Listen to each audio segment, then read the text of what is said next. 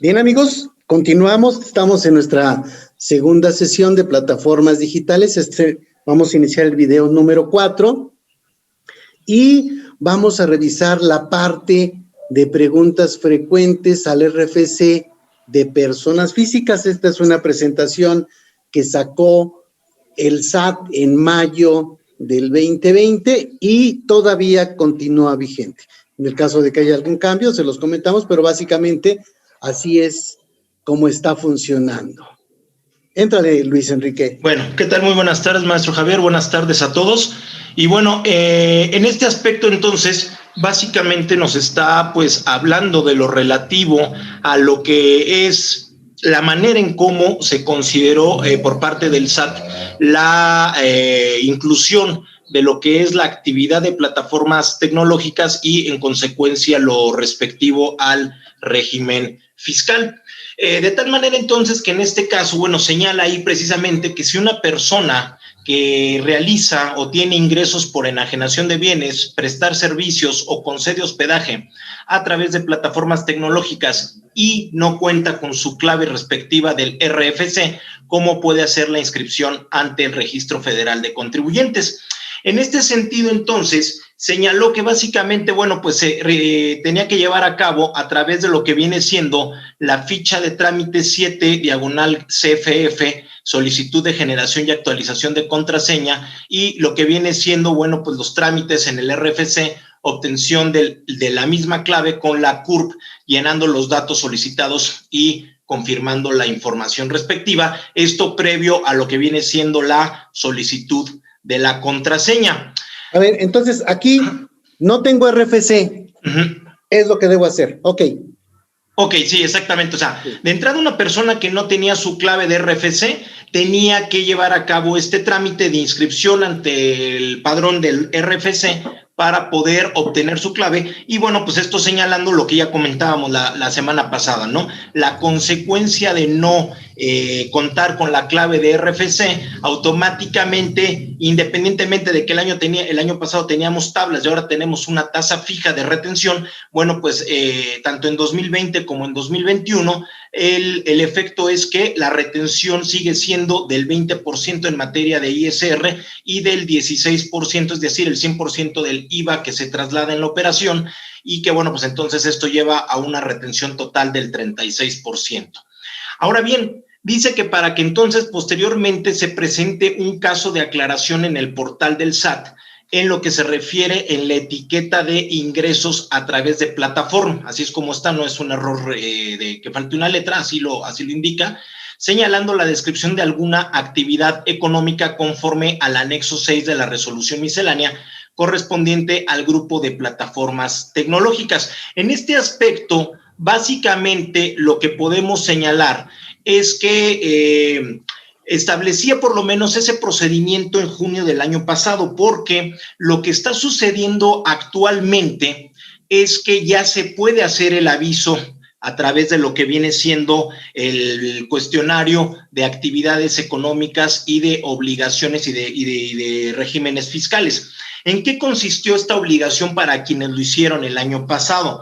Básicamente, de entrada, pues sabemos que tenemos que ingresar a través de lo que es precisamente el cuestionario de obligaciones económicas y de actividades. Y a través del mismo, bueno, pues se va haciendo la selección de las actividades, en donde se dice se realizan actividades empresariales, se obtienen dividendos, se lleva a cabo arrendamiento, etcétera. Y entonces sobre eso se va contestando una serie de situaciones o preguntas que va haciendo las distintas pantallas que incluye para cada uno de los regímenes, y entonces se tendrá que establecer cuáles son las actividades con base en el catálogo que está precisamente en el anexo 6 de la resolución miscelánea, el cual data desde el año de 2014 y que precisamente, bueno, apenas le han hecho algunas actualizaciones en 2020 y ahora para principios de 2021. Y en este sentido, ¿qué pasó en ese momento? Bueno, se tuvo que presentar un escrito libre porque no estaba reconocida dentro de lo que es este cuestionario el régimen fiscal de plataformas tecnológicas. Esencialmente, se tenía que señalar que la persona tenía ciertas actividades a través de estos regímenes, indicando qué porcentaje tenía, ya fuera por transporte terrestre de personas, entrega de bienes, servicios de hospedaje o enajenación de bienes o prestación de servicios, y señalando lo que viene siendo la clave de registro federal de contribuyentes de la o las respectivas plataformas tecnológicas. De tal manera entonces que en este aspecto, bueno, se tenía que señalar si eventualmente se tenían a lo mejor actividades a través de alguno o algunos otros regímenes fiscales, como podía ser lo que ya comentábamos la semana pasada en materia de lo que es el RIF. Es decir, a lo mejor la persona venía tributando en régimen de incorporación fiscal, pero no solamente por las actividades realizadas a través de lo que se refiere a plataformas tecnológicas, sino decimos, bueno, ¿sabes qué? Sigo llevando a cabo actividades, puede ser por una tlapalería, por una papelería, etcétera, cosa que sí vimos en algunas personas el año pasado, o algunas otras actividades como pueden ser salarios, intereses o de otro tipo. En este sentido, lo que se señalaba a continuación, de acuerdo con el modelo descrito que tenía el SAT el año pasado en su página de internet, teníamos que indicarle si el total de los ingresos provenientes de plataformas tecnológicas se estimaba que superarían o no los 300,000 pesos totales al año. ¿Y qué nos dice esta respuesta? A ver, veamos la siguiente lámina. Ok, bien, en este aspecto entonces dice... A ver, en la primera simplemente, no tengo RFC, métete y créalo, tan tan. Es correcto. Ya me dijo cómo. 2...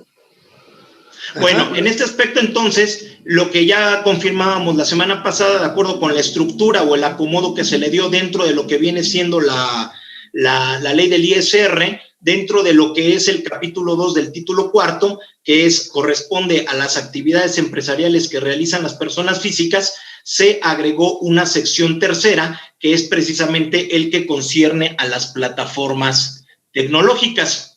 De tal manera entonces que en este aspecto, bueno, la pregunta 3 dice, bueno, ¿qué obligaciones debo de cumplir si se obtienen o no precisamente lo que son estos ingresos a través de estas plataformas? Y entonces nos dice, bueno, dependerá de los ingresos que obtengas, lo que ya comentaba hace unos momentos, y si se estima la cantidad de de ingresos que se tuvieran en el ejercicio fiscal para poder entonces establecer lo que es el régimen de tributación. De tal manera entonces que era precisamente lo que iba a comentar a continuación.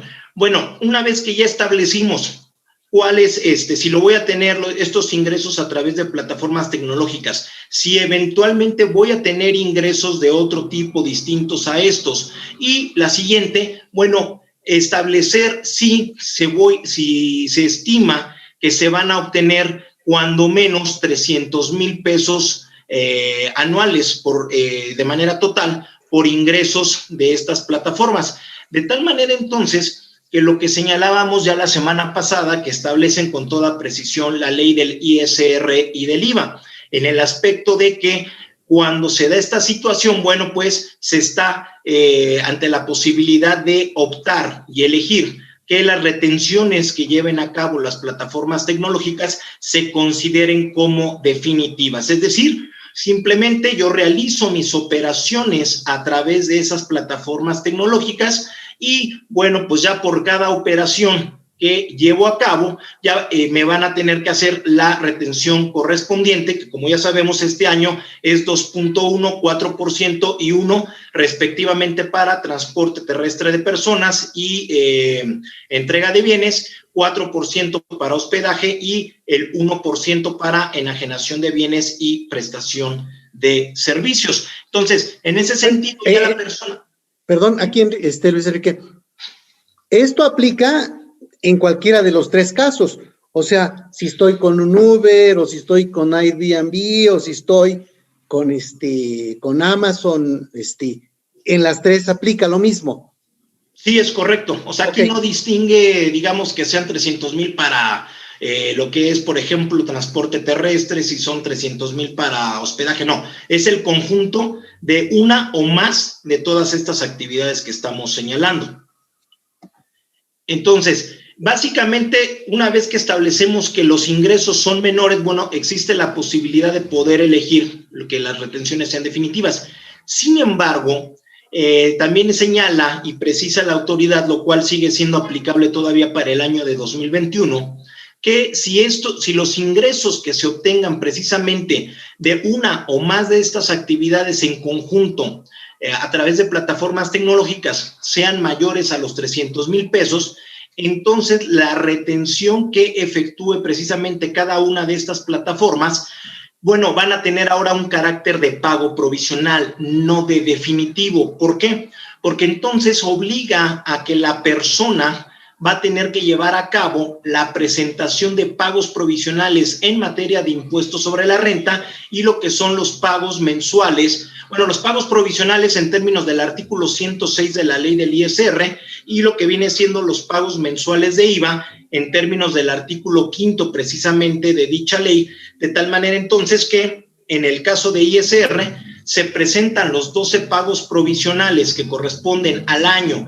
considerando ingresos menos deducciones, aplicando la tarifa correspondiente que está dentro del anexo 8 de la resolución miscelánea y acreditando, por un lado, lo que son los pagos provisionales de ISR efectivamente presentados o pagados en cada uno de los meses anteriores a aquel al que corresponda dicho pago, más las retenciones de ISR que haya efectuado la plataforma a las diferentes tasas o a la tasa que resulte aplicable según corresponda el segmento de negocio o de actividad en la cual se está desarrollando la persona física.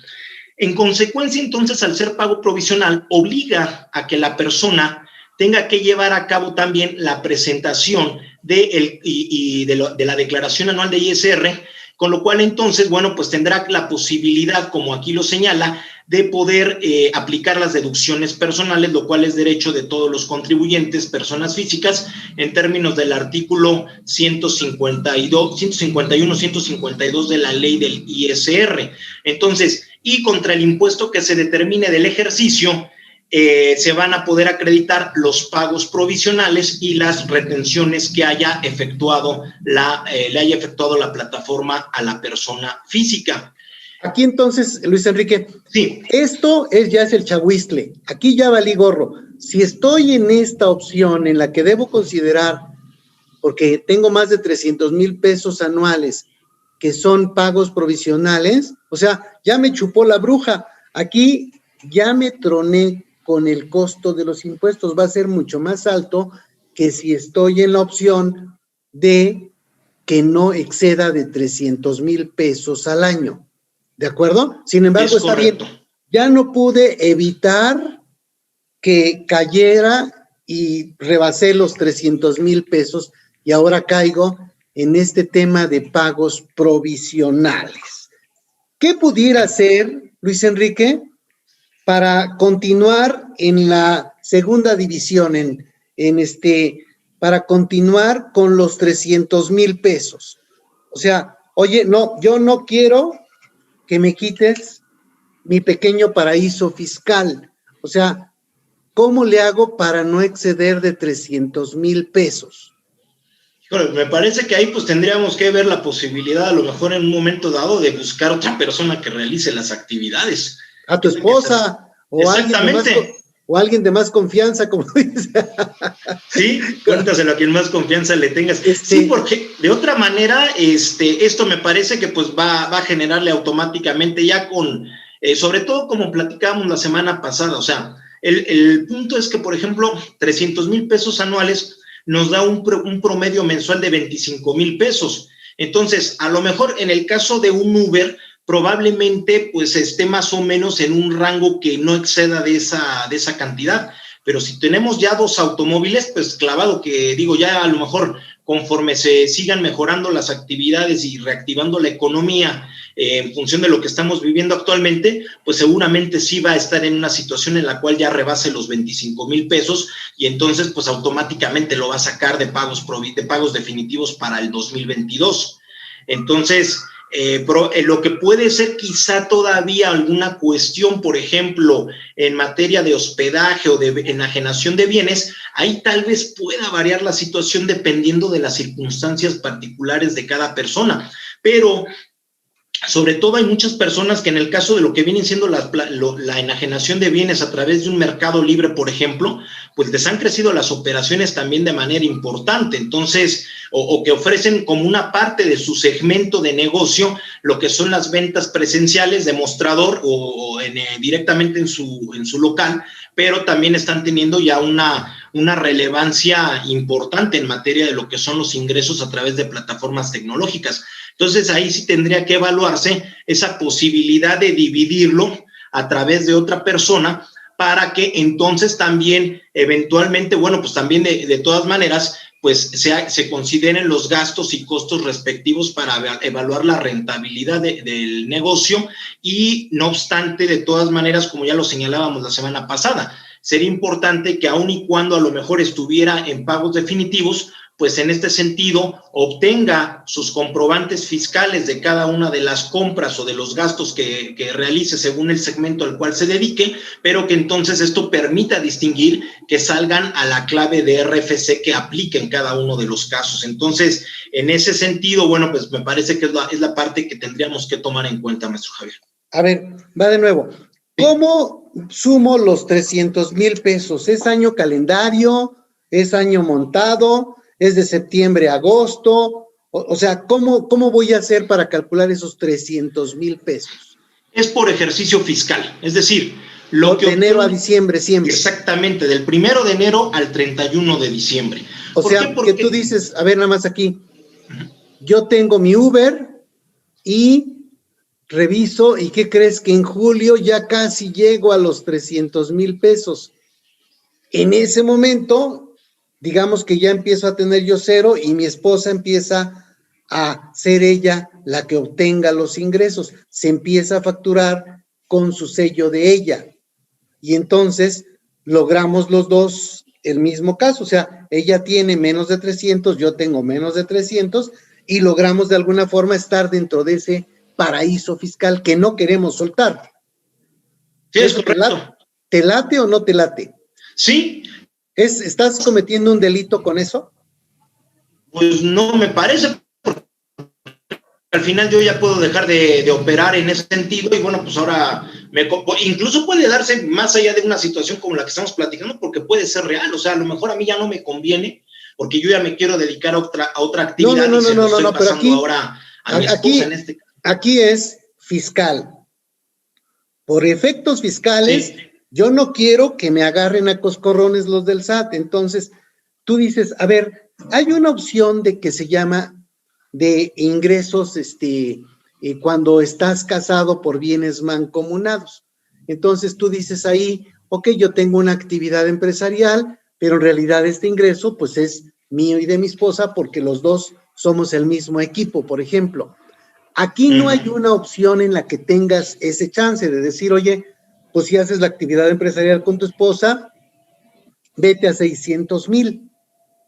Pero tampoco está prohibido que puedas tener esa opción, digamos, buscando que no se te eleve tanto el impuesto. O sea, por supuesto no le va a gustar al SAT, pero no parece, por lo menos yo no veo, que haya ahí un efecto de querer evadir impuestos. Simplemente estoy teniendo una planeación financiera.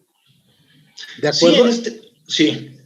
Adelante, adelante. Sí, en este aspecto me parece que es una de las cuestiones y que incluso, bueno, ahí lo tenemos en las pantallas dentro del material, que precisamente, y ya lo revisábamos la sesión anterior, en el aspecto de que cuando registramos a la persona física dentro de lo que es plataformas tecnológicas, simplemente me dice, vas a tener ingresos mayores o menores a 300,000 pesos y de qué segmento los vas a tener. Pero a diferencia de lo que, y nunca me pregunta si estos van a ser incluso en copropiedad o van a ser a través de sociedad conyugal.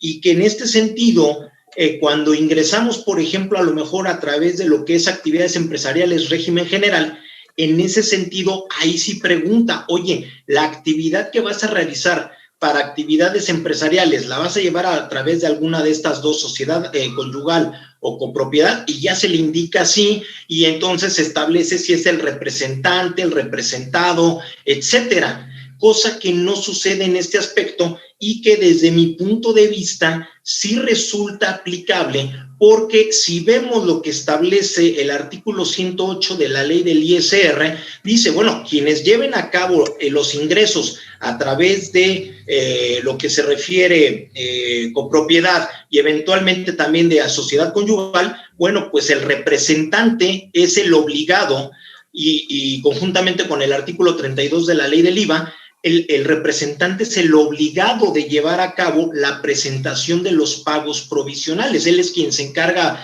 de la presentación del conjunto de la suma total de los ingresos de esa copropiedad o de esa sociedad conyugal, y cuando se llega al impuesto anual, entonces ya se reparte la cantidad que le corresponde proporcionalmente a cada uno de los copropietarios o de los socios conyugales. Entonces, pero esa opción aquí no la tenemos.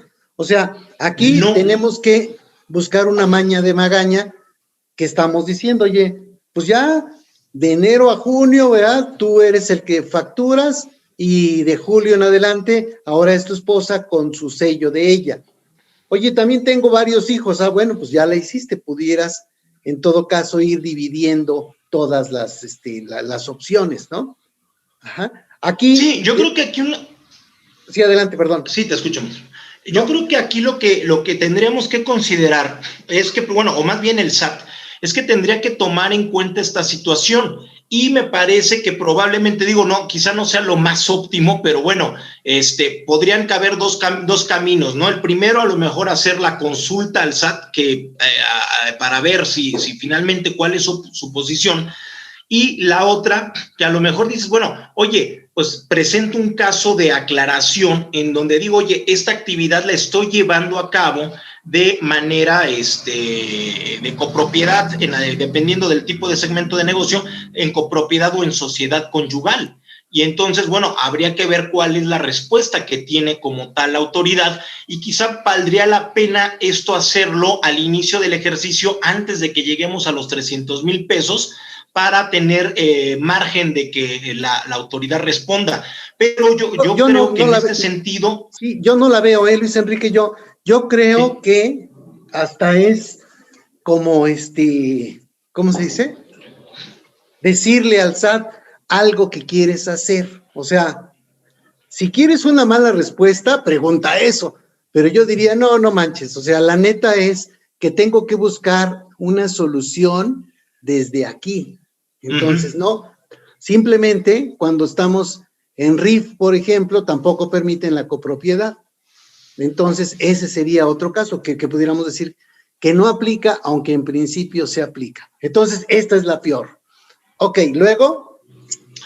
Ok, entonces, bueno, ya ahí se establecerá, con base en lo que aquí comentábamos, bueno, estos aspectos de que son más de 300,000 pesos o menos de 300,000, pero no se quiere optar por retenciones. Bueno, pues entonces la persona física va a tener que hacer la presentación de los pagos provisionales y de su declaración anual.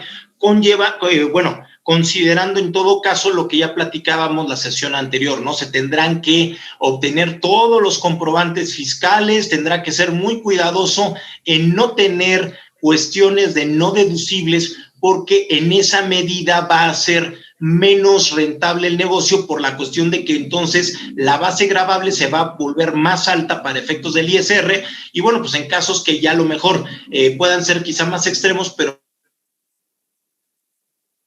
lo cual obviamente pues lo va a hacer incosteable, porque de alguna manera con las tasas tan bajas de retención que ya quedaron para este año, pues prácticamente la persona física terminaría absorbiendo todo lo que es el pago del impuesto, ya no sería nada a través de lo que se hizo de la retención, ¿no? Entonces tendría un impacto tremendo en lo que es también los flujos de efectivo y la determinación pues ya del costo, digamos, que tiene, ¿no? En cuanto a la reducción de la utilidad, y si no es que eventualmente genera una pérdida en este sentido. Ok. Bien, la siguiente dice, los ingresos anuales que obtengo precisamente a través de plataformas tecnológicas no rebasarán de los 300,000. ¿qué debo hacer para que esas retenciones sean consideradas como pagos definitivos? Y entonces dice, bueno, que se debe presentar el aviso de actualización de actividades económicas, precisamente en el portal del SAT, en el apartado Otros trámites o servicios, presenta tus solicitudes o avisos en materia fiscal y accede a la liga y utiliza el trámite Retención Definitiva Plataforma. En este aspecto, entonces, precisamente señala cuáles son los elementos que debe de contener o que debía de contener este escrito hasta el año pasado, que si los ingresos no rebasaban por los 300,000 pesos y se optó por las retenciones, se consideraran tanto las de ISR como de IVA como pago definitivo. Segundo, que también era muy importante manifestar si la persona física recibía o no pagos directamente de los usuarios o de los servicios o de los adquirentes de estos bienes. Esto considerando que eventualmente, bueno, pues la persona física, de acuerdo con lo que establece la ley, que independientemente de que se consideren definitivas las retenciones, si en algún momento dado hay cantidades que por alguna situación en la plataforma no la recibe a través de la misma, sino que el adquirente del bien o el prestatario del servicio los paga directamente en billetes y monedas a la persona que le está prestando el servicio, le está enajenando los bienes, entonces en este aspecto la ley dice, ok, si no rebasan los 300,000 pesos, te doy la oportunidad de que presentes una declaración en la cual me enteres el impuesto, tanto renta como IVA, por el excedente o por la parte que te cubrieron de manera directa a los usuarios y con la posibilidad y ventaja de que apliques lo que viene siendo la misma tasa con la cual te aplica como retención.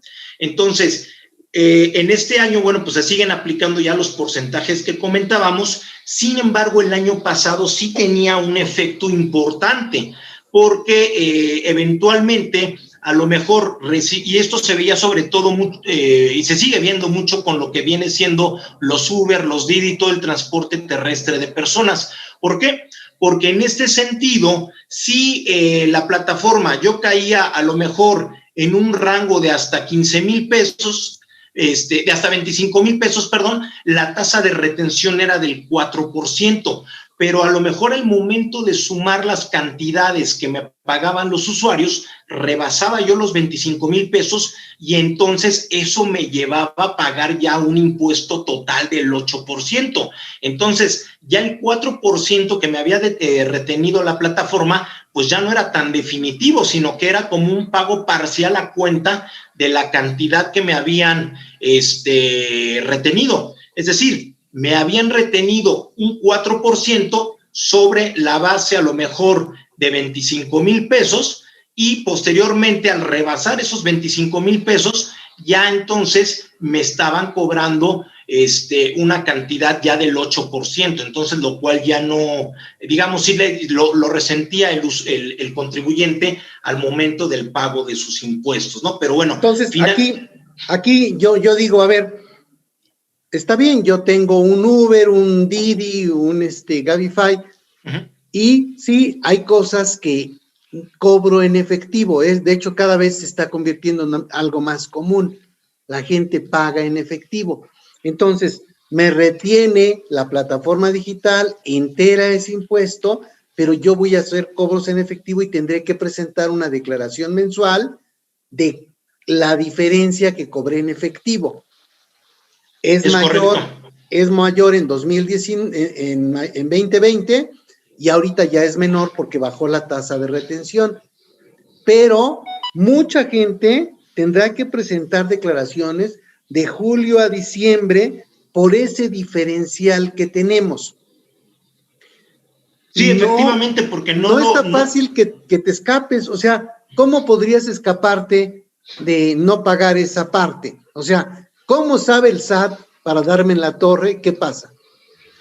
Bueno, pues simplemente porque la plataforma lo que hace es que tiene un registro de todas las operaciones que llevó a cabo el prestador del servicio o el enajenante. Es decir, Uber finalmente tiene en su base de datos pues el registro de todos los viajes que llevó a cabo la persona física, y entonces incluso en los reportes que le emite semanalmente para hacerle el entero de la parte que le corresponde de su entrega de dinero, pues ahí establece si fue pagado por medios bancarios o en efectivo.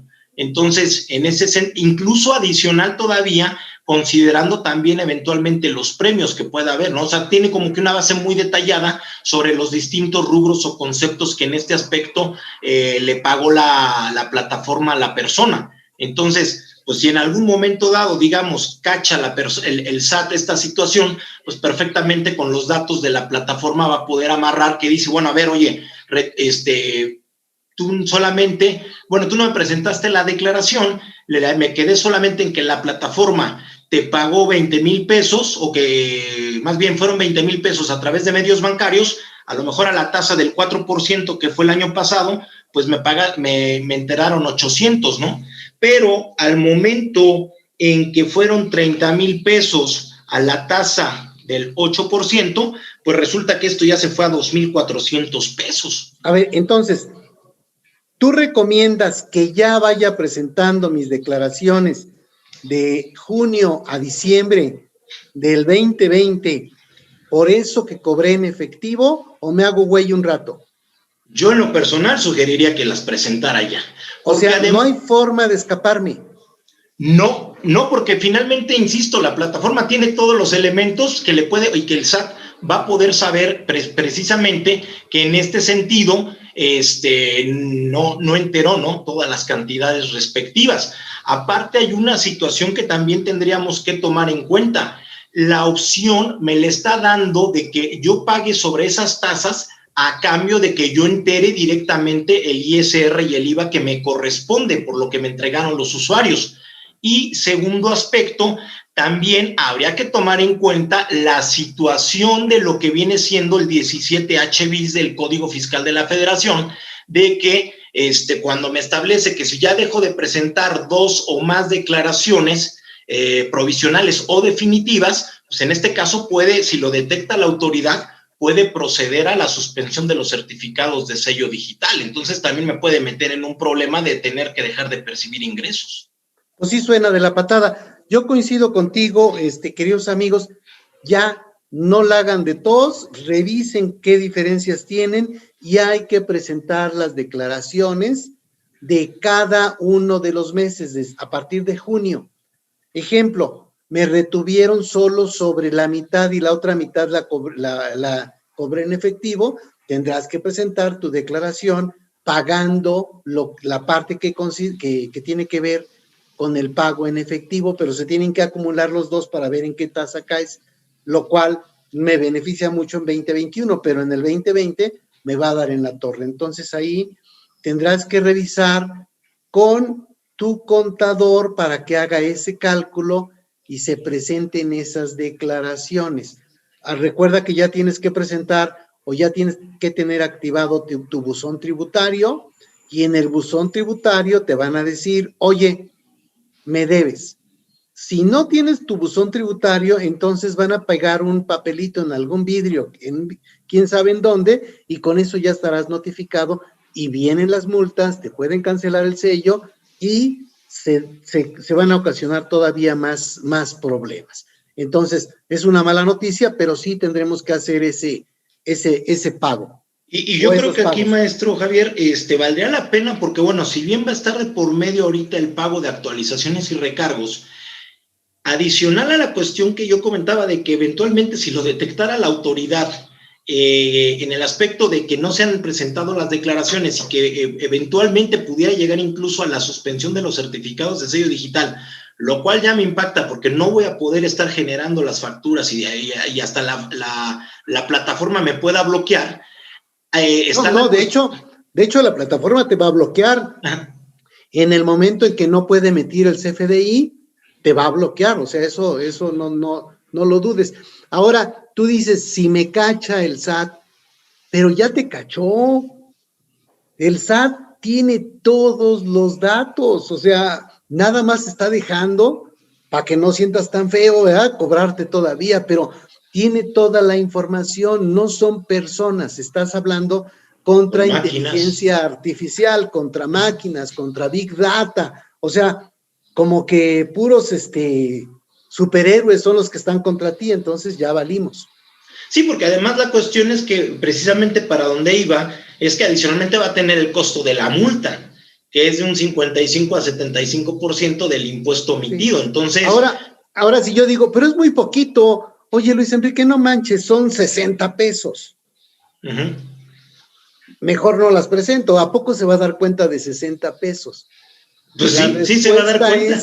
Sí, se va a dar cuenta de los 60 pesos, te va a aplicar una multa mínima, que anda en 1,700 y tantos pesos, o sea, por todos lados nos puede ir mal. Bien, avanzamos entonces. Ya le puse que no voy a tener más de 300,000, que sí puedo cobrar en efectivo, Posteriormente dice cuál es la fecha precisa a través de la cual se van a empezar a obtener los ingresos de las plataformas tecnológicas. Y entonces, bueno, pues la mayoría lo que empezó a suceder es que fue a partir del 1 de junio de 2020. Entonces, señalando lo que era en este escrito, el nombre, la denominación o razón social y la clave de RFC de la empresa retenedora, ¿no? Entonces, ahora, finalmente a lo mejor en algún momento dado, esto pues como todo pues es estimativo en el momento, porque sucedió que a lo mejor en esa situación al 1 de junio, pues a lo mejor la persona solamente tenía ingresos a través de Uber, pero a lo mejor en septiembre ya empezó a tener ingresos por plataforma también a través de Didi, porque algunos con esta situación de la pandemia estuvieron buscando alternativas, o eventualmente pues incursioné en Mercado Libre o en Airbnb. Bueno, pues ya esos ingresos, esta parte no tendría mayor implicación en ese sentido, porque al final yo ya estoy cumpliendo con esa situación y tendré que eventualmente cuidar la parte de los 300,000 pesos, y al proporcionarle yo mi clave de RFC a la plataforma, bueno, pues esta ya se encargará de hacerme la retención y presentar ellos la declaración informativa y de entero de pago de las respectivas retenciones. Entonces, en ese sentido, bueno, si se modificó con posterioridad, tampoco tenía mayor implicación.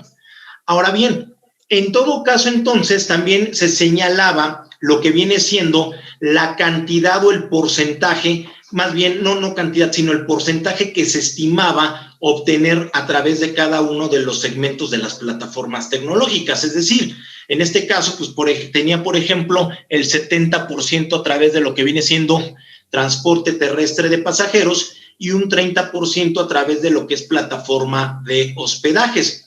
Y decía, si manifiestas más de una actividad económica, deberá señalarse el porcentaje total de ingresos por cada actividad.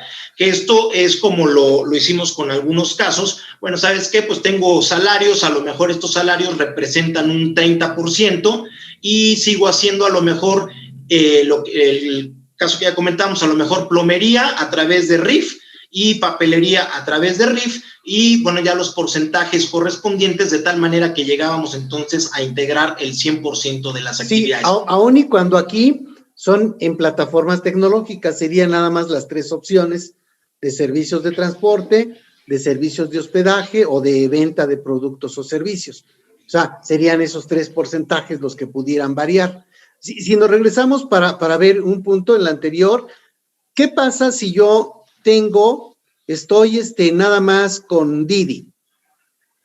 Bueno, ya está dado de alta que tengo ese retenedor. Ahora voy a estar también con Airbnb. ¿Tengo que actualizar mi RFC para decirle que tengo un nuevo retenedor? Si nos vemos a lo mejor muy papistas, pensaría que sí. Pero mi opinión es que no tendría que, no sería tan necesario. Solo de forma inicial se pone el estimado y ya lo demás se va entendiendo en el momento en que empiezo a facturar y me empieza a retener la plataforma. Ok. Sí, y ya la plataforma se encargará de decir, bueno, pues ya Pedro Pérez con tal RFC ya le retuve ahora a través de Airbnb o de Didi. Ok, sí. Bien. Dice, si obtengo ingresos recibidos directamente a través de lo que es plataformas tecnológicas y adicionalmente tengo una actividad en RIF, ¿puedo optar por considerar la retención que me efectúa la plataforma tecnológica como pago definitivo? Y dice sí. ¿Por qué? Por considerar que esa retención es definitiva mientras no se excedan de los 300,000 pesos. Los ingresos obtenidos a través del RIF se declaran de manera independiente al presentar las declaraciones bimestrales. Entonces, esta es muy buena noticia. Yo tengo mi tienda, estoy vendiendo, estoy compitiéndole a Oxxo, ¿verdad? Y tengo ahí mis ingresos, eso lo presento como RIF, y ahora aparte también tengo mi auto para dar transporte, y está por el otro lado, y ahora estoy en 2 paraísos fiscales. O sea, de veras que una vez que caigan en manos del SAT en las otras, van a decir, oye, Javier tenía razón, sí son paraísos fiscales por los importes que se pueden pagar. Entonces, esta sí es muy buena noticia. Ok.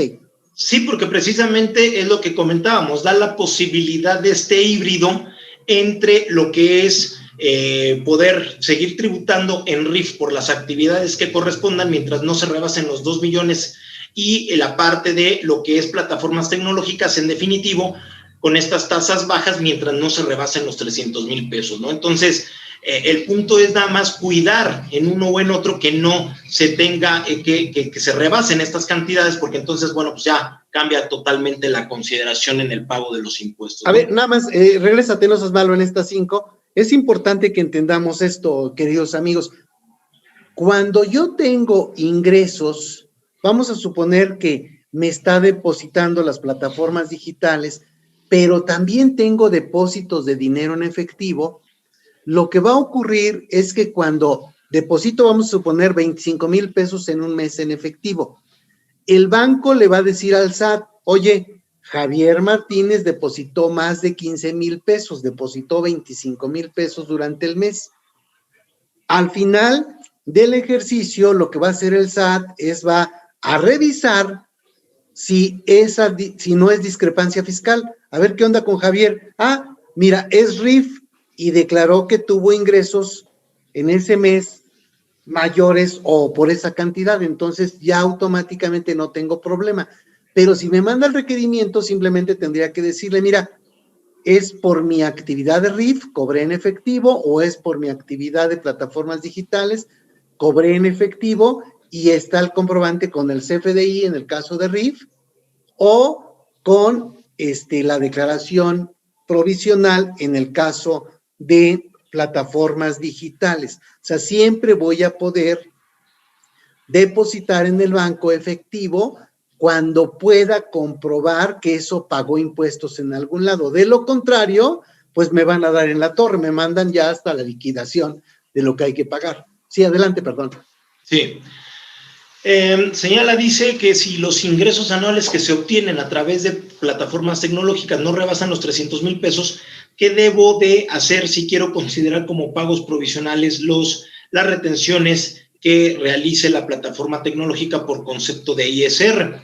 Y entonces, bueno, igual el procedimiento era señalar o entrar a la actualización de actividades económicas a través del portal en el apartado otros trámites o servicios, diagonal presenta tus solicitudes o avisos en materia fiscal y accede a la liga y utiliza el trámite ingresos a través de plataforma.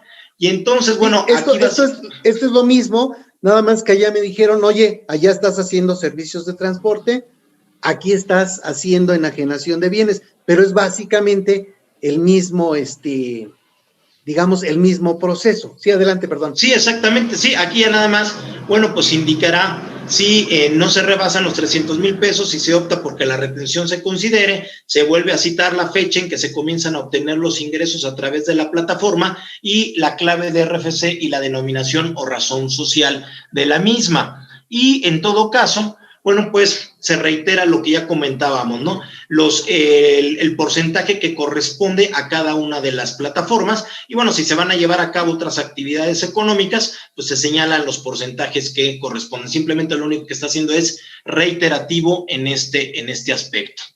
Entonces, eso es básicamente, dice, Ahora bien, para presentar o para actualizar tus obligaciones, deberás presentar tu aviso de actualización de actividades a través del portal del SAT. En el apartado Otros trámites o servicios, presenta tus solicitudes o avisos en materia fiscal, accede a la siguiente liga y utiliza el trámite ingresos a través de plataforma. Y entonces, en este sentido, bueno, nos da la liga correspondiente y volvemos a la misma situación. O sea, están siendo reiterativas, la única cuestión es nada más que, digamos, se tendrá que hacer la adaptación del texto a las circunstancias que corresponda al contribuyente, de acuerdo pues a las circunstancias en las que se encuentra el mismo, ¿no? Entonces, eso es lo que correspondería directamente. Básicamente la pregunta número 8 es, ahora, ¿qué pasa entonces si obtengo o recibo directamente por parte de los usuarios cantidades respectivas por estas operaciones a través de plataforma tecnológica? Entonces, esto que ya comentábamos, bueno, si optas por que las retenciones se consideren definitivas, también te da la opción, en todo caso, de que si no se exceden de los 300,000 pesos, pague por el excedente que recibí directamente de los usuarios a la tasa de retención que me efectúa la plataforma tecnológica. Entonces, no me lo tengo que llevar a una tarifa ni nada, simplemente aplico con lo que ya comentábamos hace rato. El año pasado podía caer a lo mejor primero en un 4% directo de la plataforma, ya cuando considero lo que es propio que me pagaron los usuarios de manera directa, podía irme al 8%. En este caso, aquí ya este año, pues la tasa es la misma tanto para la plataforma como para la persona física cuando entera el ISR y el IVA por las cantidades recibidas directamente de los usuarios. Entonces, ahí ya no hay, digamos, como que disparidades en cuanto a que se eleven un poco las cantidades en este sentido, ¿no? Entonces, eso es lo que precisamente nos, incluso aprovecho porque preguntaba, por un lado, la contadora Angélica Ortega dice, si el año pasado estuve con la opción de pagos provisionales y este año decido hacer movimientos y puede estar en pagos definitivos, en mi opinión, sí, mientras los 300,000 pesos no se hayan rebasado, tengo la posibilidad, nada más, contadora Angélica, bueno, pues está ahí la consideración de que hay que hacer la actualización y presentación de las declaraciones correspondientes. No entendí. A ver, va de nuevo. Dice, si el año pasado estuvo con la opción de pago, dice, no, miento. Dice, si el año pasado estuvo con la opción de pagos provisionales y este año decide hacer sus movimientos y puede estar en pagos definitivos. Ok, híjole, aquí sí ya podría estar un poquito discutible, porque ya no, porque ya estamos arriba. Dice la ley, cuando ya te casaste con pagos provisionales, ya no puedes regresar. Y esto lo señala ahí en el artículo 113A, posterior a la tabla. Dice, si ya te vas a sección primera, ya no tienes esa posibilidad, ¿no? Sí, no se vale la reversa. Vas a tener que poner a otra persona para que ella sea la que facture y pueda obtener esa ventaja de tener estas opciones. Aquí se complican varias cosas, la cuenta de cheques a donde se deposita, etcétera, para cuidar el tema de la discrepancia fiscal. Sí entiendo que son muchos temas, pero pues simplemente es algo que se puede hacer y debiese buscarse la forma para no caer en pagos provisionales, que esa es de veras un verdadero tema. Ya veremos ahorita en el siguiente segmento qué es lo que empezamos a revisar que tiene de bronca el que tengamos que tener el deducible, ¿no?